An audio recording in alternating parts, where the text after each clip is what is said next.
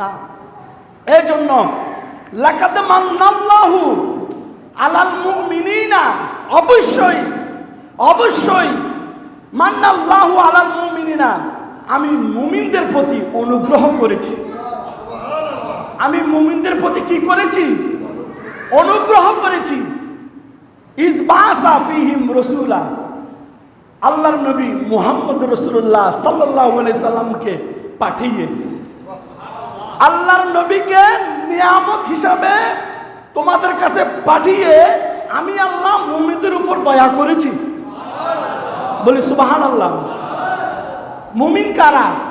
যারা আল্লাহর নবীকে জানে বুঝে, যারা আল্লাহর নবীর নাম শুনলে সম্পদের মায়া করে না, টাকা পয়সার মায়া করে না, আমার নবীর জন্য বিলিয়ে দেয়।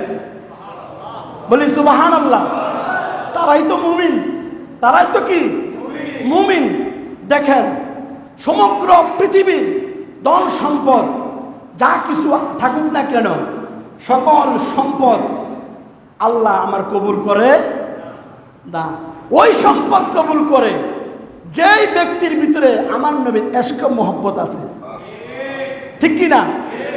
অনেক কোটিপতি দেখবেন, অনেক শিল্পপতি দেখবেন, অনেক অর্থনীতিবিদ দেখবেন, অনেক বিজ্ঞানী দেখবেন যে তার সম্পদের অভাব নাই, কিন্তু দেখা যাচ্ছে কিন্তু তার সম্পদ আল্লাহর দরবারে কবুল হচ্ছে না, একমাত্র রাসূলুল্লাহর মহব্বত না থাকার কারণে। একজন গরিব দিনে আনে দিনে খায়, নবীর জন্য 500 টাকা দিল, আল্লাহ তাআলা সেটা কবুল করে বসে আছে। কিসের জন্য? তার বুক ভরা নবীর ভালোবাসা, তার ভিতরে বুক ভরা নবীর কি মহব্বত।